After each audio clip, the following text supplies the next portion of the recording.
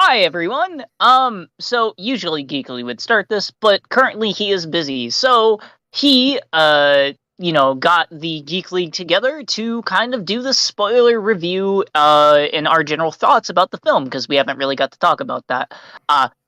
So um I'm here with some of the members. Y'all, do your introductions and stuff. Hello. Yo, curse you, Sly. Let me go first, dang you. No. Screw you. Anyway, so what's up, y'all? If y'all here for no spoilers, then why are you here? Exactly. If you haven't watched the movie, go watch it. It'll clean your pores. Yeah, Like, come get on, out of man. here. We don't need you. I'm Okay, sorry. You can say okay, one nah. Dang, man. Don't take SM seriously. He's a narcissist, and he's, just all these other He things. is. Don't take this man seriously. I am not narcissistic. You You are. okay. You are. Look, it's No, not my I don't fault. want to hear that. Look, it's not my fault that I'm the coolest one here. It's not my fault. Anyways. So, in general, I mean, like, I guess, like, me with heading this and all that stuff. What did you guys think? Like, what are we like? Like, we're obviously here to talk about the Turtles movie, but yeah, what do you guys think? I think that's pretty Well, good. go first, Mr. Narcissist. Oh, I wait. was, dang it. Well, good for you, dang it. Anyway, but I think the movie was really, really good.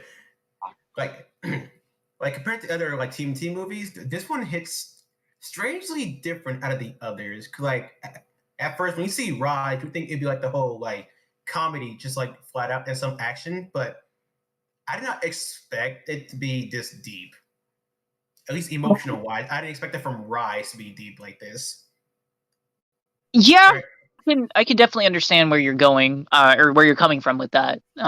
In general, it just felt like one of those. It felt like, even though I hadn't seen much of Rise, I've only seen an episode of it.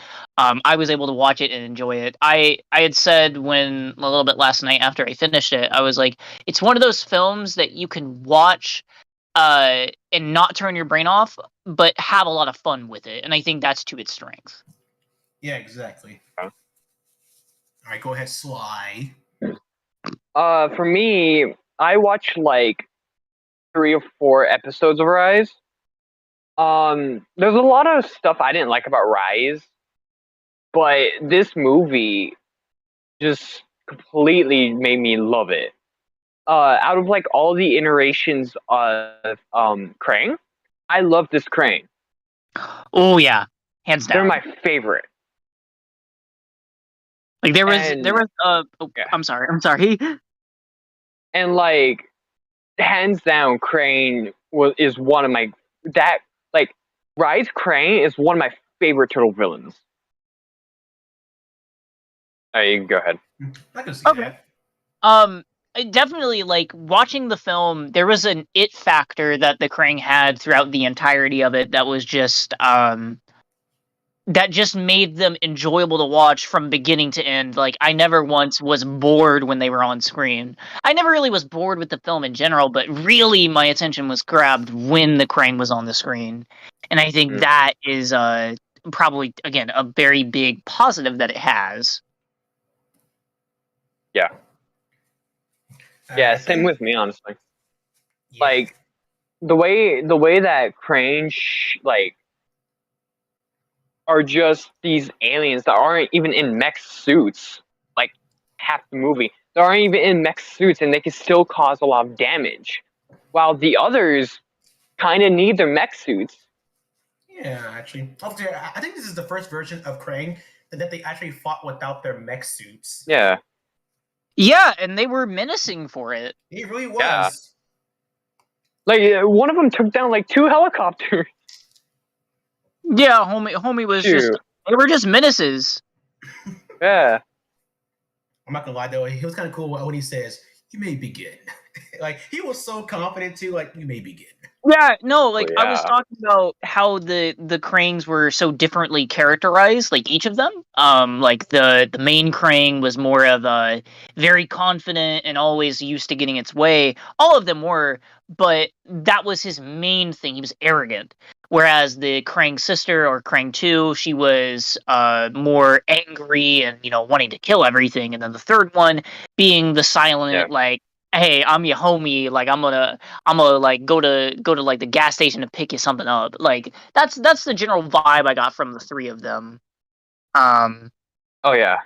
yeah, and the fact he didn't talk at all was also pretty funny too. But Mhm. in general, I think that the Krang were really well done in this film, and I think that they just had a lot of a good portion of the film too was really done well. And I will say this: I do like how they never argued with each other. Yeah, Usually some villains that have like those kind of personalities with each other usually argue. I love how they don't argue. They have they have a natural synergy. Yeah. yeah, like they in a way they were definitely mirrors to the turtles in that way because the turtles actually fought. Like they weren't on the same page for a good part of that a good portion of the movie, whereas the Krang were. Yeah, they were fighting Yeah. together while the turtles were fighting against each other. Exactly. And again, it made interesting. It made an interesting enough conflict to go through the film. Like yeah, I think that again they served a really good purpose. Um, Okay, so we talked about the Krang. We should probably talk about the turtles now. All right, then. Let's go by roll Yeah. call then. So actually, you know what? No, let's save him for later. All right, let's go by Donatello first. He's great in this film. Yeah. He was funny. Donnie You was know? really, really fun in this. Yeah. Come on, real I quick. think Freak it to you. Luminous mirror. Facts. absolutely, yes, That was sir, facts. yes, sir.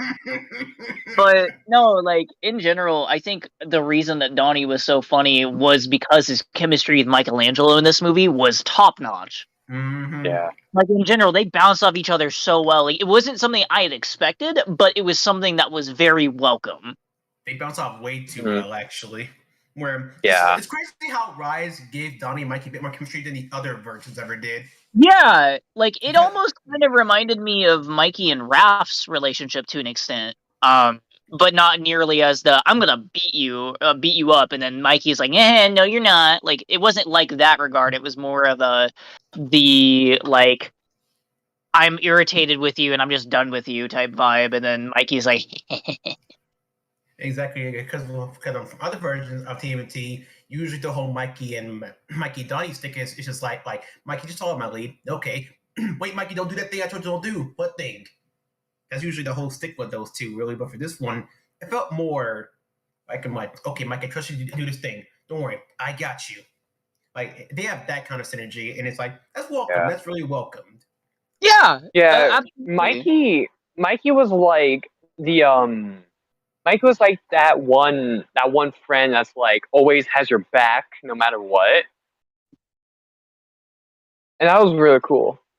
Yeah, absolutely. I think Yeah. also I got to give props to Donnie's voice actor. Donnie's voice actor did really good throughout the entire Yes. film. I don't think because I will say that's probably one of my biggest gripes with the film is that some of the voice acting didn't nearly land as much as I wanted it to for some of the characters, which I'll get into. Yeah, But especially Leo.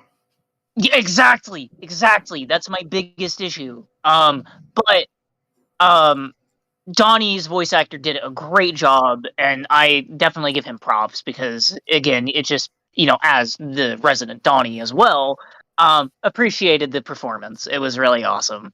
Yeah, I think the Yeah. funniest part for Donnie was when they was running right, and the crane thing got sliced, and Donnie let the door say, "Oh no, hold the turn, don't tell."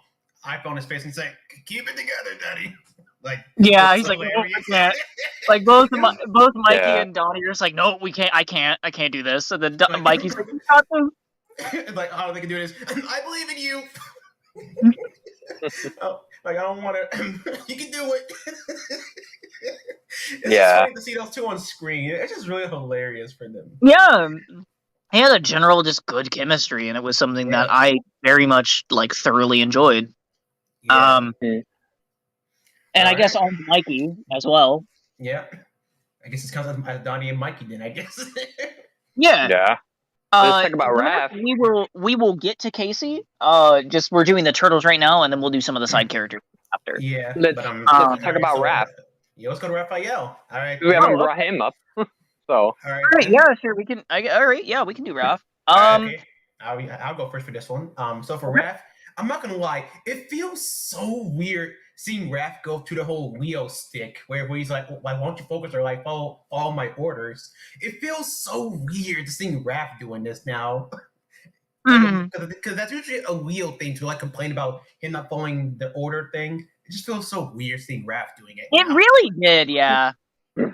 Not something I'm used to, but I don't think I really can complain about it because they did it in a way that wasn't really too jarring. Like it's like, oh, you're doing that, but it's not like oh, I thought that this was like the wrong thing to do. Yeah. For me, when Raph was kidnapped or captured, I should say, when he was captured, how he was saying like he's not gonna talk and calling the crane names. That's how I pictured Raph. What Raph would do. Like he's not gonna speak. He won't tell you nothing. Yeah. And I like how yo mom. I like how Raph goes in and saves Leo and then puts him in the skate pod and is just like there seeing Leo leave. Shut up, Cole. Oh, mom. But yeah. Just comes from the void. That was cool. And then leaves. Yeah. I think overall, I think that Raph was really good in the movie. I have only one thing, but it was kind of minor. It was during the interrogation thing when Raph quote unquote burned him. He said that's called a burn. I'm like, okay, that's kind of cringe. You don't have to say that. Yeah. Like, yeah. That's the only thing I don't like about Raph. But other than that, he was really cool in the movie. Also, I loved Raph in this film. Yeah. Also, maybe it's just me, but it gave me flashbacks of like the 1990s movie where Raph got taken away from the others. Like that's what it's kind of reminded me of a little bit. Okay. Yeah. I got that kind of flashback. To be fair, he kind of was tortured by the crane. Yeah. Yeah. So. To answer your question, Splinter's Dojo, no, I did not have any friends that really didn't like Rise and whatnot. I myself am getting back into the Turtles brand, so a lot of my friends that I have as of currently, before getting into this project, haven't really had. I haven't had many friends that have been like, "Oh, the Turtles brand is like their favorite thing or one of their favorite forms of media." So for me, no. Yeah, like in the fight with wait, what about me? Splinter's Dojo had asked if we had any friends that hated the show but then loved the film, and I said it was you. No, because I got friends who hates Rise as a show, and they were not going to see the movie because it's Rise. I didn't like Rise the show, and then I watched the film, so I enjoyed the show. So I count. Yeah. Anyways, that's why I like re-answered. Okay, so when they went to go save Raph, right? I was not expecting Raph to be like this half mutated, like praying, half mutated turtle. That was cool. I liked that a lot. And the fight with Leo and Raph was so good. I have my problems with that fight. Not due to the choreography or the emotional impact. The voice acting is just not there. Is Leo, isn't it? His Leo was like, I don't know what it was, but like whether he was just not having a good time when he was recording the film or whatnot, but a lot of his voice lines just kind of felt phoned in, or they felt just lacking. I kept hearing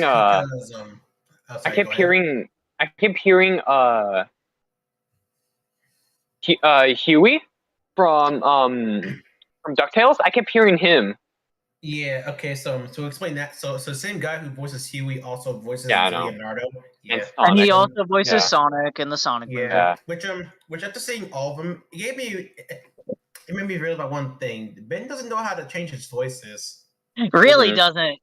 He really Nor does doesn't. he It really. makes it worse because he uses the same voices, he doesn't put emotion into it. Because it feels like that he's trying to either use his normal voice, but either sound bored or just very, very, very, what's the word we're looking for? Aggravating. Because he has that whole loud personality where he sounds too sarcastic for some of my liking. I would say his older Leo I thought was good though. Like that was the thing that baffled me. yeah, Is that his older Leo was a pretty decent, good performance. I think his voice acting did improve in the latter half of the film, but up until that fight between the Krangified Raph and him, I don't feel like his voice acting was nearly as powerful as it should have been. Because again, as they said, he's an impulsive, young, teenager, and that voice, it works to an extent, but it just doesn't really fit Leo's vibes, in my opinion. Now, if you like it, that's obviously you like it, of course, because I'm not gonna be like, you have to say that this is bad, because again, art and performances are subjective. But for me personally, it just didn't hit what I think that Leo should have sounded like in that regard. Also, Frankie T1, so from Scourge Dreammaker, he asks us, what did you think of the Karen's mech suit? Referring to the Krang. Oh, Krang's mech suit. Okay, so do not worry. Again, we're gonna go in a kind of an order. So right now we're on the turtles, then we'll go to side characters and things like that. But I guess just you know what? Yeah, we'll wait for a moment. Yeah. Speaking of turtles, we'll do the open in the room. We'll deal with Leonardo. Okay. Yeah. Wait, no. I will say. What were you gonna say first? No, we can go for Leonardo. Oh, okay. I will say this. I loved the beginning part of the movie where it's older Leo training, have Casey as a mentor. It reminded me so much of Future Trunks and Gohan in Dragon Ball Z. It reminded me a lot of that. Yeah. And I love that. I like older Leo's character, but again, I think it makes entire sense because it's obviously the Krang has destroyed the timeline and stuff, so Leo had to become that leader, that battle hardened leader, and I think it does make sense as to why Leo is the way he is in that timeline, because he doesn't have to experience that, and he hasn't really had that responsibility of an earth shattering moment where it's like, oh my god, I have to be more responsible, because if not, I'm gonna get my brothers killed. And future Leo, he's seen his brothers die, while present Leo hasn't. So he hasn't experienced that trauma. Yeah, no, that's what I was saying. Is he hasn't gone through those trials and tribulations. What about you, SM? Okay, so going to future Leo. Honestly, that's kind of how I wanted to be. For a bit where still keep his whole his attitude, but make him take things seriously, because he showed to be really serious. Also, one thing I will point out, I find it really ballsy that they actually show blood in the Rise. I'm like, okay, that's interesting. They actually show blood for future Leo. I didn't expect them to go that far. That right there is already just a shock to me. But the whole chemistry between him and Casey. Honestly, as Sly said, I did get future Gohan and future Trunks vibes, especially after how when future Mikey died, then that's when the future Leo didn't die by the lasers. Yeah, which is kind of ironic, because that's kind of how future Gohan died, actually. Pretty much. Yeah. Except future Gohan still had his body intact while Leo didn't. But okay, so let's talk about Leo's character throughout this entire film. Yeah. Also, before you guys can take this. Yeah. Before we do that, I want to say one thing though. I will find it interesting how Leo said "badass." So that was kind of interesting. Yeah, it was nice. That was nice. Yeah. All right then. Now Now present Leo. Let's Okay. deal with him. You guys take the wheel on this. All Ready, right. All Red? right. You can go first if you'd like. Okay. I hate him. I can't stand present Leo. He is so aggravating. He takes things not seriously whatsoever. He thinks about only himself, and when things are clearly seeing, like, he clearly sees things falling apart, but yet he still just, I don't even know the right words. I actually feel that upset. Like, he sees every bad thing that's happening, but yet he still doesn't listen. Yeah. No, it's like he's so bullheaded throughout the entire film. And I know you have to have characters have negative traits to, like, kind of be make a story interesting, because, like, that at the end of the day, if the characters only has good traits, then they're Gary Sue or Mary Sue.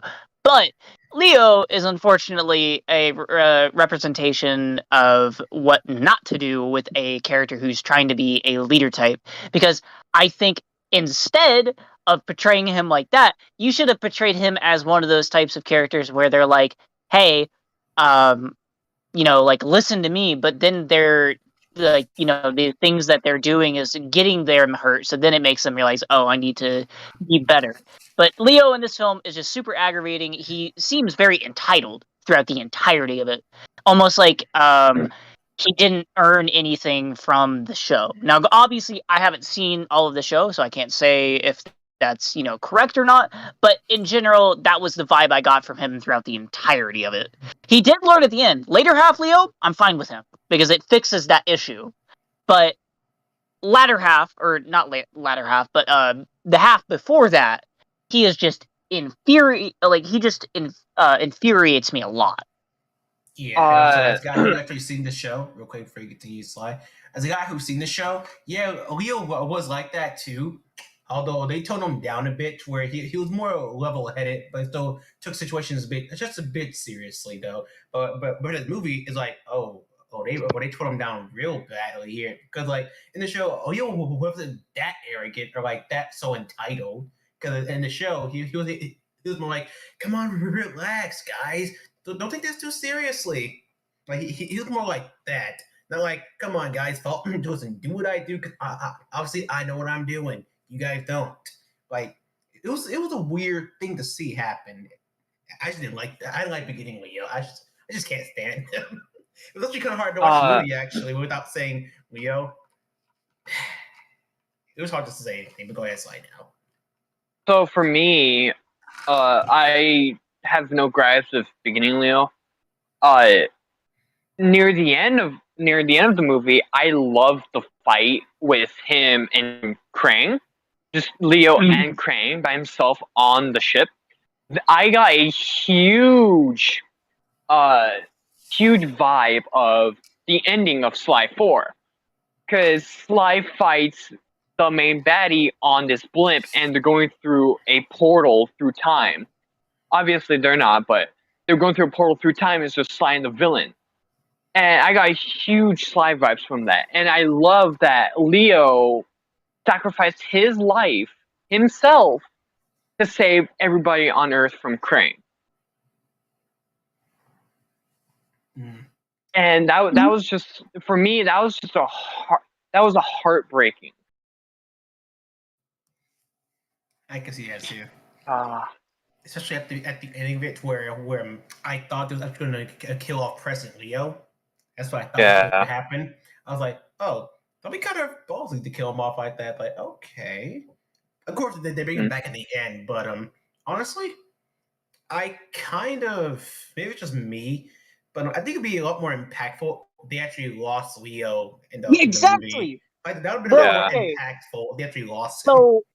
So, or at least he would have been trapped in that realm with Krang. I think that would have been cool, because then it would have given a more, like, because obviously they were doing it just so they could wrap up Rise in case it doesn't get another season. But if they were to do that, and they would have kept him in there, then that could have been the plot of one of the next seasons, is that Leo is stuck in the Krang's dimension and that they're trying to get him. Exactly. And that would be really cool. Yeah. All right, then. So, So I think we looked out the turtle. So I guess it's in Mm. order. So I guess we'll go in order. Splinter. So Splinter. we have real quick. But So before we didn't really touch on Mikey and Raph's VAs either. oh yeah, okay, all right. So Mikey's VA. I'll He did admit, great. in the show, I didn't like Mikey's voice. I didn't like it. It's hard to say this out loud, but maybe it's just me. But Mikey, and yes, I know because probably his VA, but Mikey just sounds a bit too ghetto for some reason to me. He's just like he gets up that ghetto vibe just a little bit. Oh. Especially when he keeps saying baby. Like I gave off that he just sounds a bit ghetto for me, just a little bit. It's just me. So in the show, I like his voice. yeah, in the show, I didn't really like it. In the movie, I mean, it's slightly better. I'm still not used to it. I'm more referring to his performance, not necessarily. Well, I guess that's part of it is how you sound. But, like his performance in general was solid. He was funny. I'll give him credit for that. He was funny with his voice. Like it was a really funny performance. Mm-hmm. Fact Star Night. Yeah, that's fair. What about you, Sly? I didn't really have any problem with it. Okay. I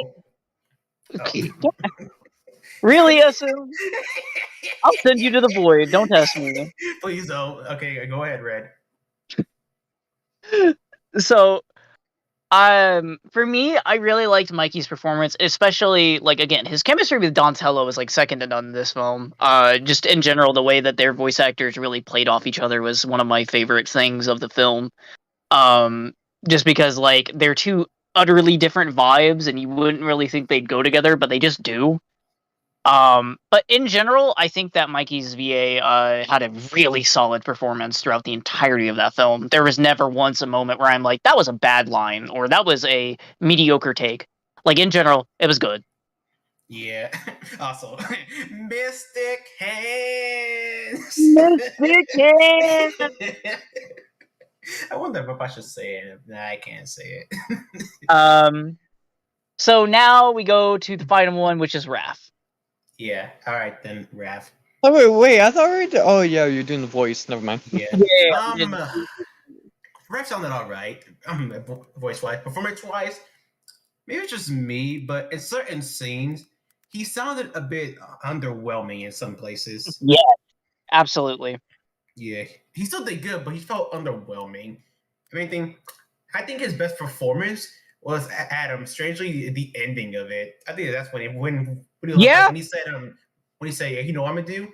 Beating that record." Like that sounded a lot more enthusiastic. Absolutely, yeah. Oh. I think that again, out of the voice actors, I think the two that are probably that stick out the most are Raph and Leo's. Just due to the fact that everyone else's voice acting was really phenomenal in that film, like top notch. Mm-hmm. And it was just one of those things where Raph, in certain scenes, like when he's like yelling at Leo, it doesn't even sound like he's really that angry. It's more of just like, oh, he's slightly annoyed, which doesn't. Passive aggressive. He sounds passive aggressive, yeah, but if you look at the emotion that's on Raph's face in those scenes, comparative, they don't really match up.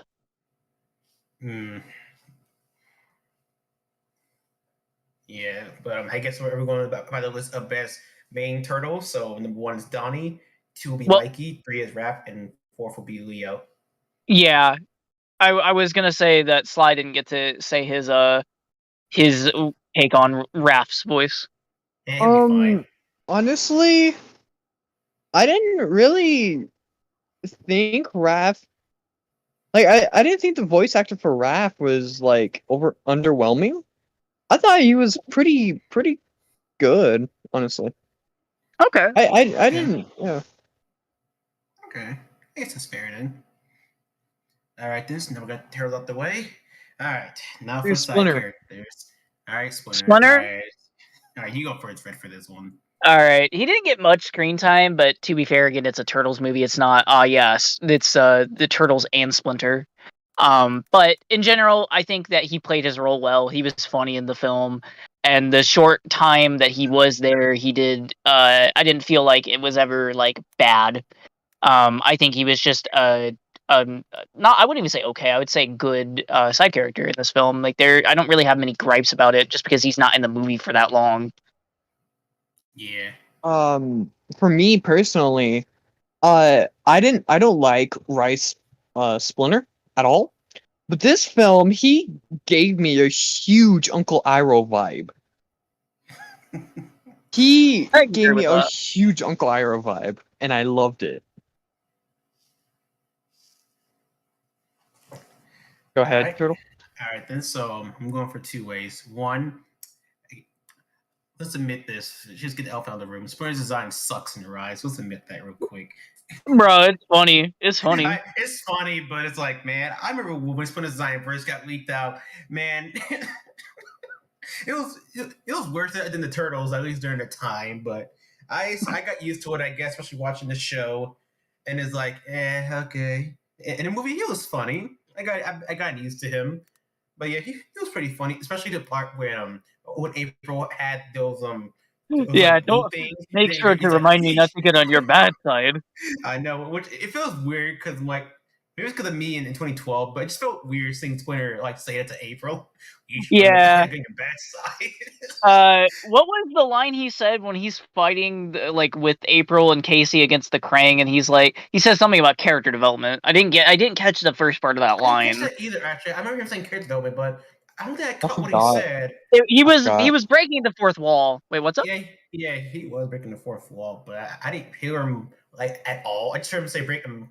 I heard him say that's bad character development. That's all I really heard. Yeah, where's the character development? Yeah. That. But what made him say that though? I don't remember what made him He say had that. one line before it, which would probably make more sense.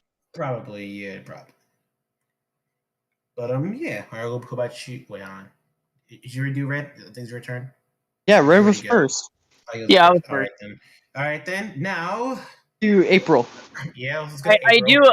I do agree with Cam that the movie did try to make this Splinter a little bit more like his classic depictions while still keeping Yeah. true to how he was in Rise. I liked that. Yeah. Yeah. Oh, yeah, actually for April real quick. I'll admit, I think it's slightly emotional when Splinter called them by their names, because in the show he never calls them by their names. He only calls them by the color of their bandanas. So it felt, I don't know. I just liked it when he called them by their names, like especially when he called Leo's name. You can tell that Leo never heard him say his name like that. It just felt, oh man, that It felt earned for me. Yeah, that felt felt earned. rightfully earned. It's like, oh man, that tug on my strings. Yeah. So I'm gonna go first with this. Yeah, hey, go for April. So for April, I like how she became a journalist. That was She- nice, yeah. She pulls a Mary Jane and just goes in like willy-nilly into like dangerous places for journalists. But however, I do have a gripe for April. April was good in this film, but I don't like how every time she keeps fighting, she always says her name. You're not Groot.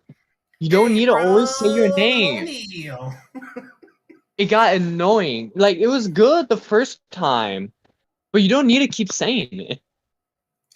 It's not effective. It's not effective. Apparently, it was effective because she just kept like winning fights.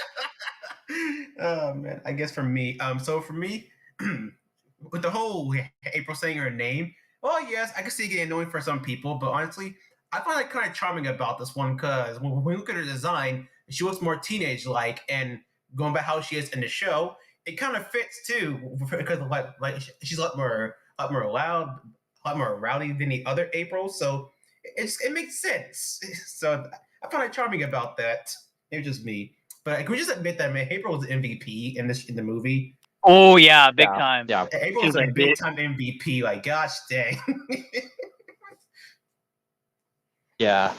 Oh man. For me, I really enjoyed April in this film. I like every time she was on the screen, I was like, "What's she gonna do next?" Like in general, and that's the sign of good writing and just in general, like a fun character. Like for me specifically, it's like if I'm like, "Oh yeah, I don't know what you're gonna do next, but I'm intrigued," then you've got my attention. And I don't know about you two, but when Casey calls April Commander O'Neill, I got a huge vibe from The Last Ronin. Mm-hmm. How April's like a commander or a general. In that, I got spoilers to The Last Ronin, by the way. But how she's like a general or commander in that. Mm-hmm. And I love that. I'm probably lost in this one since I never seen the last Ronin comics. Oh, it's really good. I should send you it. It's I, really good. I picked that up in hardback today. Oh, But okay. Alright. besides that, in general though, for April, she was just a really fun character and probably like out of the side characters, I don't know if I like her or Casey more, just because they're both really super solid. They Yeah, really are. Oh, I loved that whole like at the end where he's like, "That's my mom," and then Don is just like, "Well, that's a grandfather paradox." And it was Real quick, I was about to say my opinion on April again. I just had a bad omen because my my power is like flickering. I'm scared. So I'm just gonna not talk about April. Okay. You really just said that. Yeah. The universe is out to get me. Okay, so since now, we just brought let's up go to Casey, we should probably talk about Casey. Best for last. Let's go. Yeah. All right. So I'm gonna go one thing. I have only one nitpick. It's a very small one. I'm sad that I mean he didn't say Agungula once. I'm upset. Oh yeah, he didn't say Goongala. That's a little bit unfortunate. It's like, man, he didn't say Agungula. Yeah. Other than that, honestly, it felt really interesting seeing Casey take on the whole trunk side of things. Like it felt so interesting to see.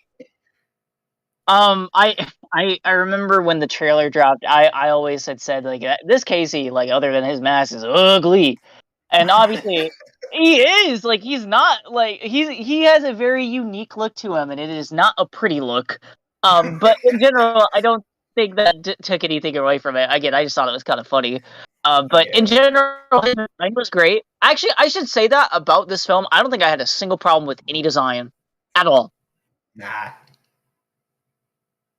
Okay, there's one thing I want to say about Casey that I love how Casey snapped at Leo when he saw everything that happened, which honestly it gave me a like a what's the word for a polarizing comparison to Trunks because when Goku screwed up, Trunks didn't like scold him for that at all. What the whole like medicine thing. So it felt like that Casey did something that Trunks would never do, which is like scold someone from the past for not doing what they're supposed to do that like benefit the future. So it just felt really interesting to see that.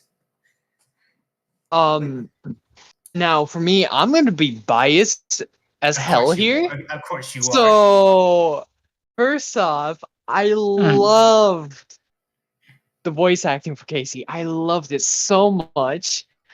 The voice actor for Casey, Haley Joel Osment, I love how he used a different voice than his Sora voice for the whole film. It was nice. And I love that. A lot of the time when that was going on, I thought it was Bryce Papenbrook. Like his voice sounded very similar to that. Yeah, he sounds very similar to some of Bryce Papenbrook's performances. Just a higher pitch than him. But for me, every time he yells, I hear Kingdom Hearts 3 Sora. But that's just me. I smiled every time I hear Casey's voice. Like I said, I'm being completely biased as hell here. I loved his performance. Obviously, I know how experienced of a voice actor he is now because I grew up with him through Kingdom Hearts and seeing how his voice was throughout all of Kingdom Hearts.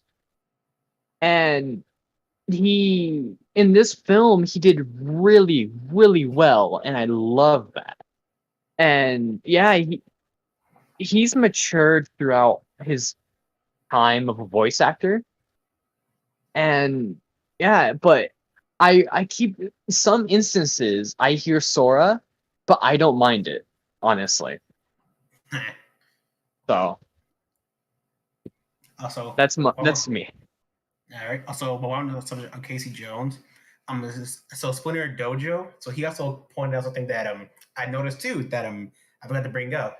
So he said that Cassandra Jones on April's phone, if you remember the first post that she did, is an Easter egg of the Mirage comics when Casey saved the turtles from the Foot Clan. Which which I'm glad that he said that because I noticed that too because she's really in the same pose as Casey was in the Mirage comics. Yeah. That was a really nice touch. She also had Casey's classic mask on too. Yeah. Also, I'm kind of surprised that she stuck out the middle finger though. When you see emoji blocking your finger, that was kind of interesting. Yeah. Speaking about Casey again, I'm not gonna lie, maybe just me, but I think it was a bit. What's what I'm looking for? A bit unnecessary for him to have like a whole like chainsaw with his hockey stick. Maybe just me. That was I liked it. I thought it was kind of an interesting the take future on his vibe. weapon. Yeah, exactly. I know that, but maybe just me. It just felt unnecessary, really. Well, you're not gonna use a freaking hockey stick against aliens. You're gonna need that, to like cut them up. I know that, but like he'll be better if he had like a metal hockey stick that can like transform to other things, rather than having like a chainsaw in the middle of like a hockey Well, stick. it's not his fault he didn't get a magical weapon like the turtles did. I mean, that could be It's made by Donatello. It's made by Donatello. Yeah, it was made by Donnie. I know, but I'm Yeah, just saying though. He's not gonna be like, "Hey, yo, Mikey, do some mojo magic on this." I'm just saying. It's just me think.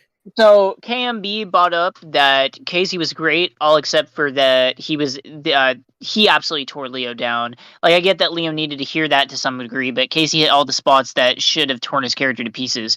So either Casey overdid it or Leo underreacted. Leo underreacted. Yeah, Leo underreacted. Yeah.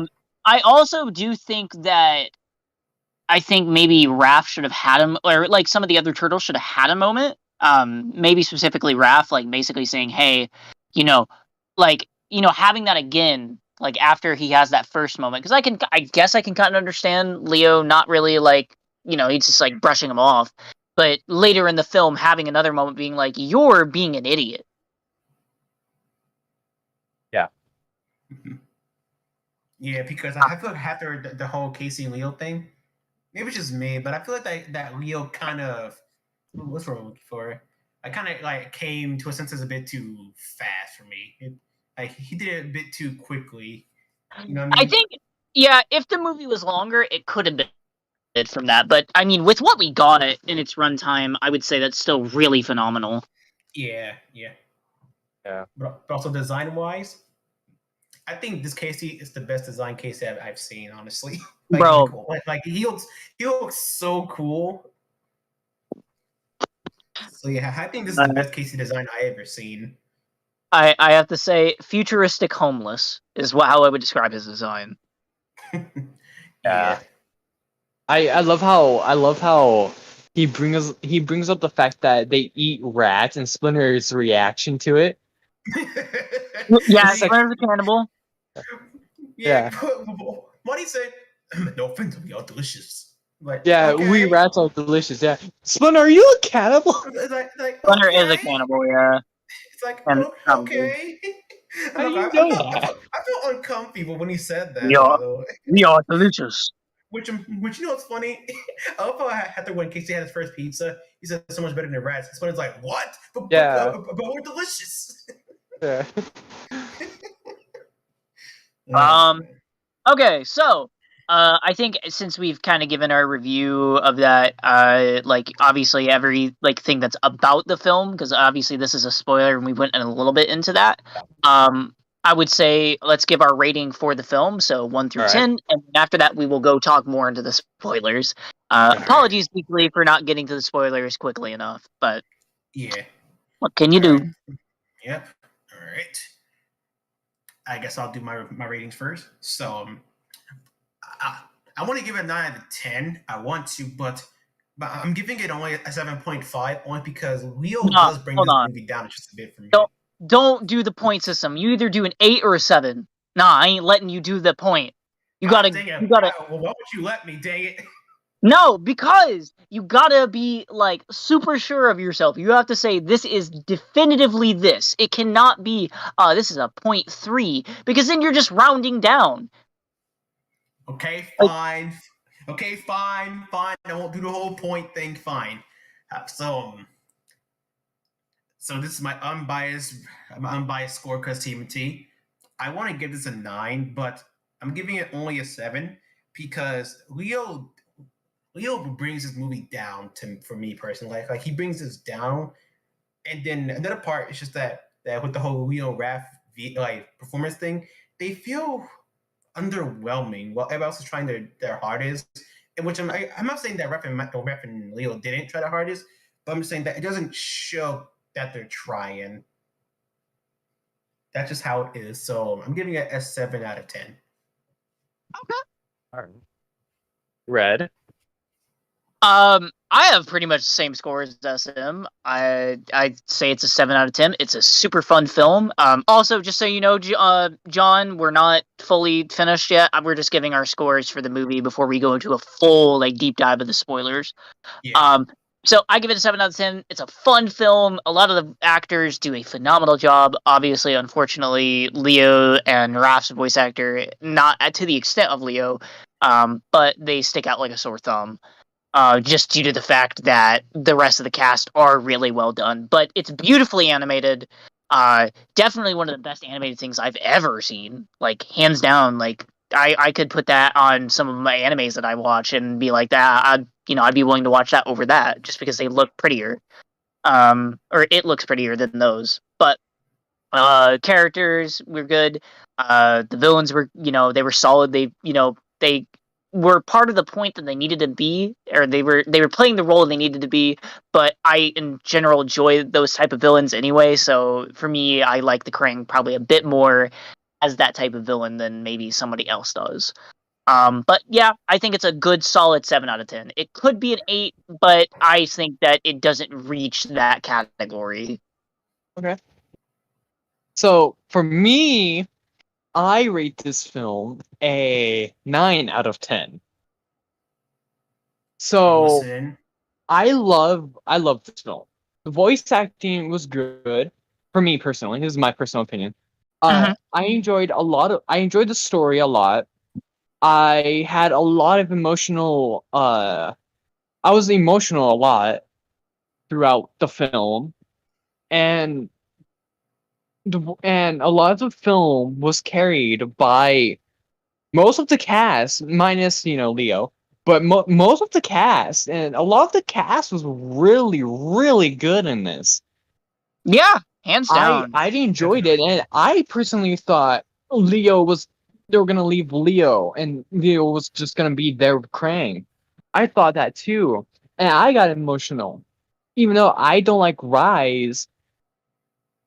This film made me say I like a certain point during the fight when they were fighting the Krang near the end when they were getting their powers back.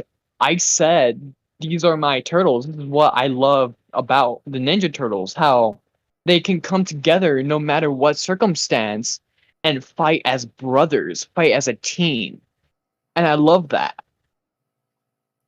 And Leo pulling an actual hero, the actual hero card near the end, I enjoyed. And him looking at the picture of his brothers, his family, being like, I'm not It going to felt see you deserved. again, was heartbreaking.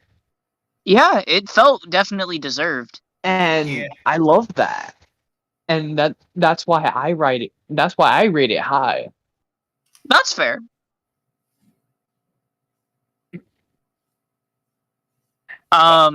Okay, so yeah, I'd say so 2 7s and a 9.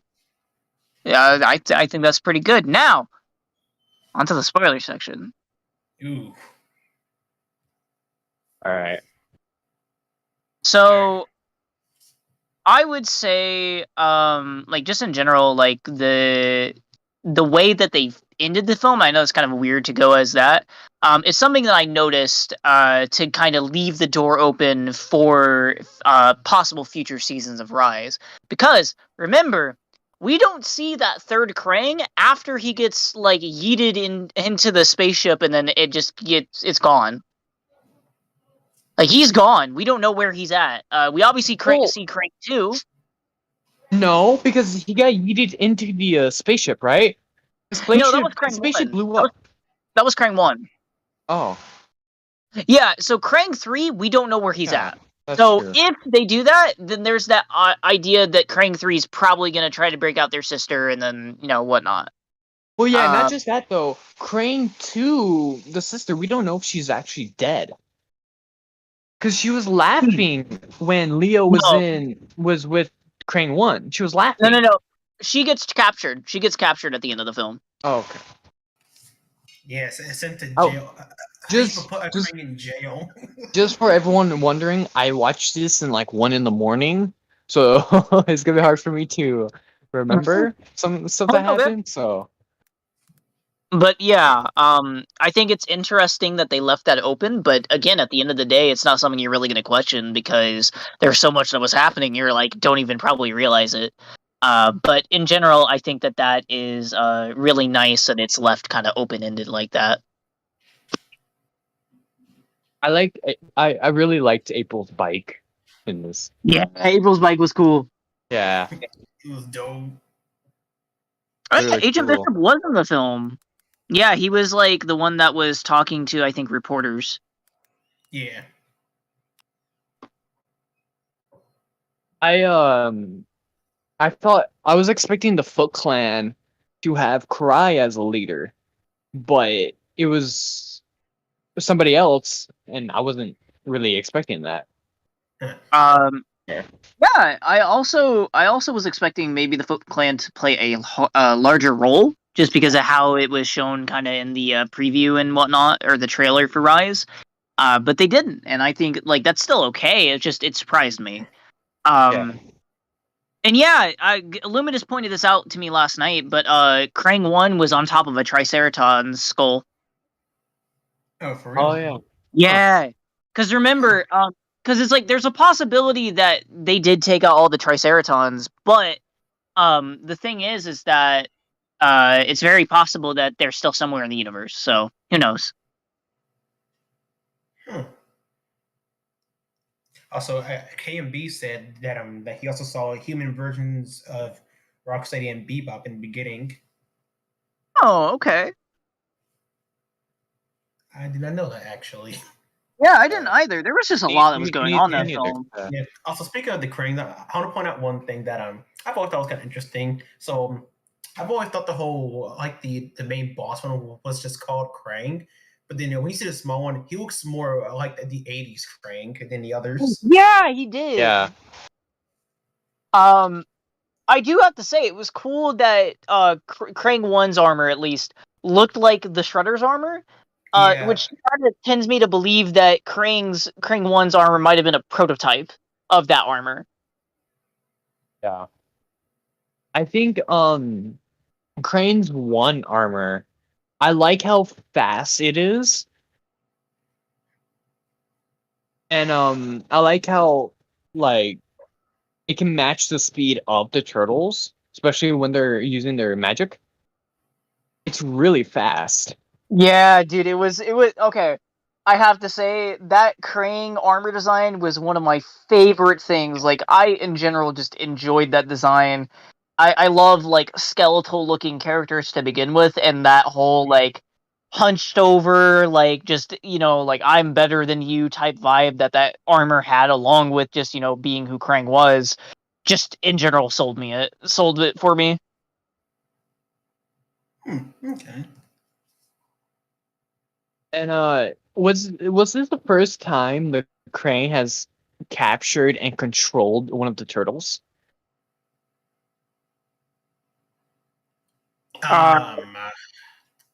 Yes and no. Okay, so So I'm saying yeah, because 2012 kind of did something like that, but no, because it was only one of those episodes when Raphael and Krang switched bodies by accident. So yes and no.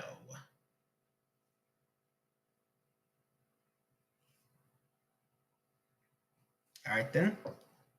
Okay. Let's see the fight scenes. Fight What's up? scenes were really good. Yeah, the Let's fight go to the scenes. fight Oh my scenes. goodness. Oh man. Okay, so favorite parts of a fight scene. Are you I asking think for your favorite fight, or are you gonna say your favorite fight?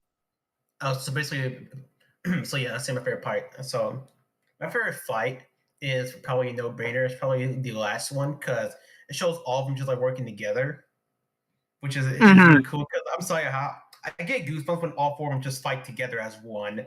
I just Yeah, get goosebumps when I see absolutely. that. Yeah. Although there's one scene that I saw that I was not surprised, but it kind of hurts because every version of Team T kind of does this thing, and it's always this thing where Mikey and Donnie always gets knocked out first in the fights. Mm-hmm. Yeah, it's like you could have been different. Why does it be Mikey and Donnie who gets knocked out first? Yeah. every TMT version has always had it to where it's always been Mikey and Donnie out of the fight first. Yeah, and it's like, why? Like, you gotta give us Yeah, some love sometimes. Like, come on, exactly. man. Because every version does that. If anything, the only version that kind of did something different was 2003 with the first fight of Shredder. Because first it was Donnie. Donnie's always the major one out first. Sorry, Red. Then it was Raph. then Mikey. Then it was Leo after that part. But yeah, sorry, Red. Donnie was always the first one out. Look, hey, Uh, look, I'm the tactician. You gotta take me out first. for me, I like the very end fight, the one with Leo by himself versus Crane 1. I liked that fight a lot. Yeah, the Leo versus Krang fight was awesome. Like, just as an emotional fight and everything. I had a lot of fun watching that. I know I keep saying, like, I had a lot of fun, but it just in general was just It's just such a fun. fun, enjoyable movie. Yeah. Speaking of another fight scene, the Leo and Raph fight.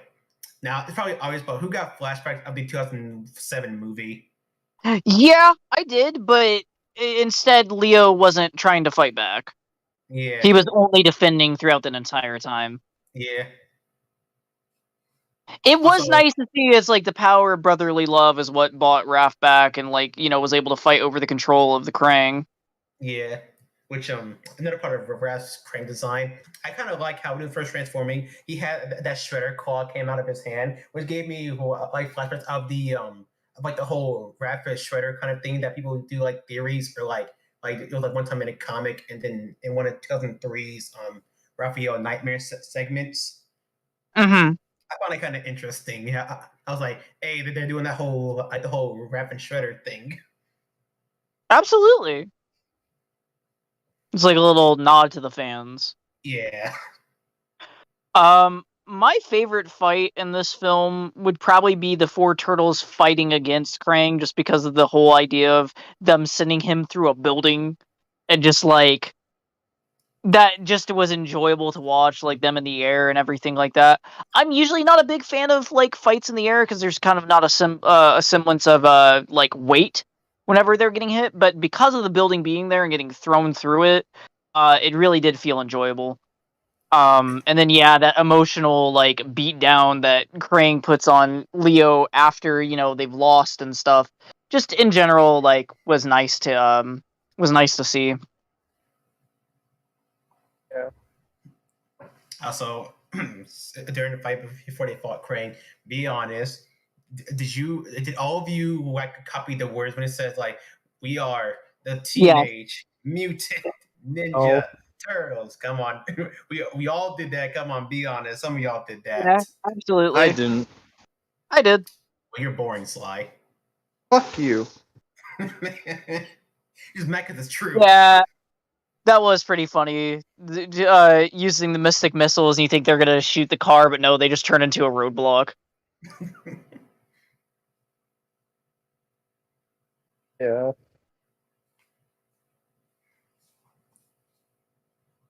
I I think I got all my points in, so Well, okay, I guess it's one thing. It's probably obvious, but I guess there's one thing that we could probably talk about: the animation.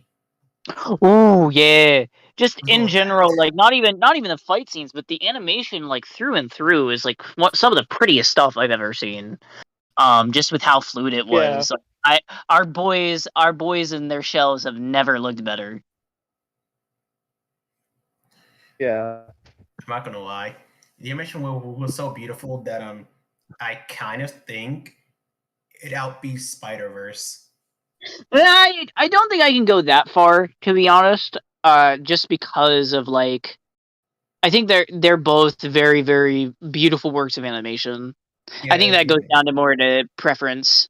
yeah, I guess it's kind of like that. Yeah, maybe For it's because me, I I prefer Spider Man over. I mean, I prefer Team T over Spider Man. That's probably why I'm saying that. That's probably why. Yes. yeah. For me, I've always preferred the Ninja Turtles in 2D because they always look good in 2D. But that's just me, And though. and that's how Sly killed many 2012 fans. I know.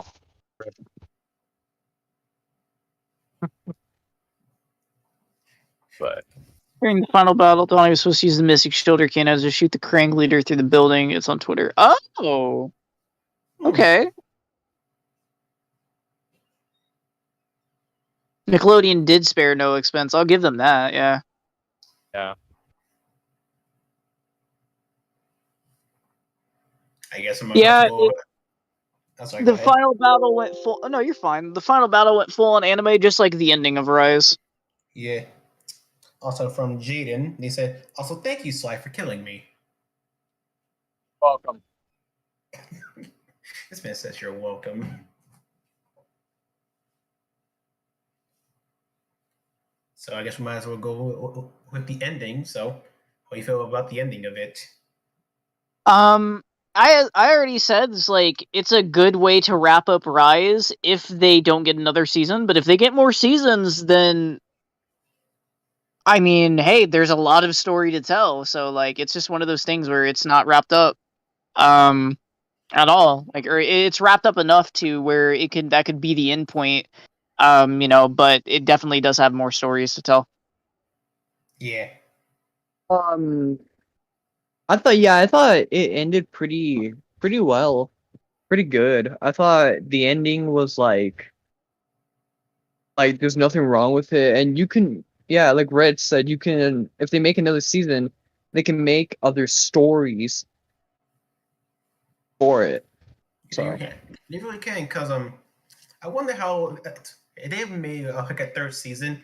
I wonder if they'll tackle like iconic TNT characters like bringing in a Leatherhead or Slash or something like that. Because I know that they're not in the show, so it'll be kind of interesting about how they do like take their takes on them.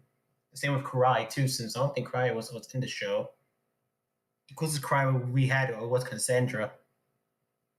Yeah.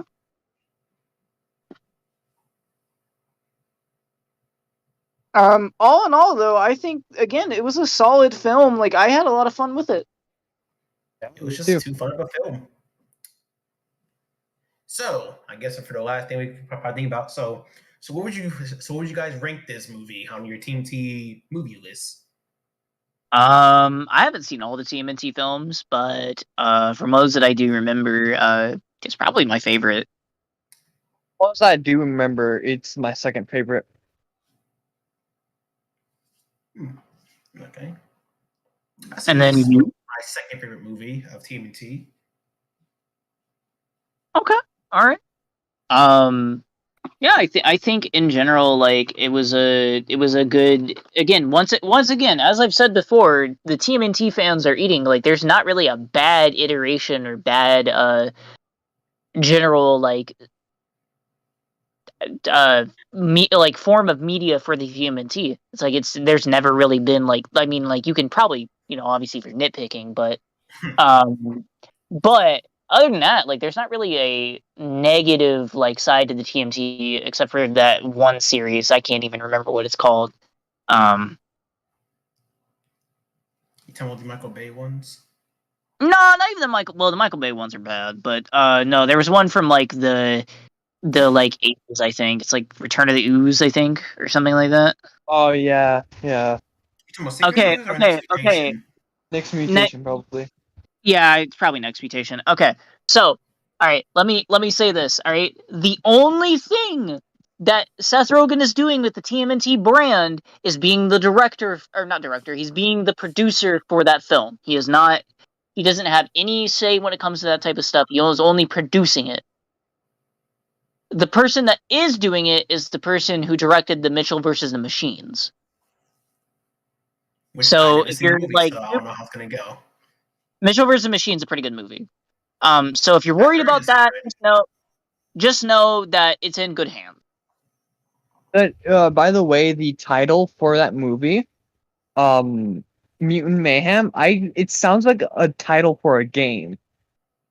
It does. You're right. Yeah, like I feel like we heard it before.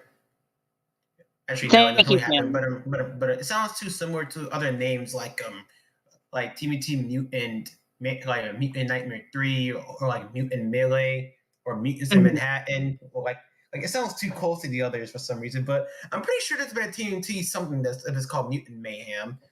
I'm pretty sure there's Yeah. something out there that has the same Yeah, name. there was a 2012 thing, because like when I looked it up, there was a bunch of stuff that came from the 2012. So I think it might have been like a canon comic book for 2012. Huh. Oh, that's interesting. As Splinter's Dojo says, I will say this, and I'm not trolling by saying this. Facebook TMT groups are extremely toxic towards female Rise fans. Like if you do fan art or just say give a show a chance, they'll flip their lid. Sounds Yeah. about right. That sounds Yeah. about right. Yeah, as Cam also stated, the director also worked on Gravity Falls. So hey, Oh, Okay. wait, he Okay. did? Wait, he did? Oh, that's interesting. yeah, the director that co-directed Mitchell versus the Machines has also worked on Gravity Falls. So Okay. That's interesting. yeah. Yeah. Okay. So like, hey, again, I have confidence then. I have save your confidence. reservations. Save your reservations until the movie comes out, because again, we've only seen concept art of this film. We've not even seen a trailer or anything like that. There's No nothing voices concrete yet. yet.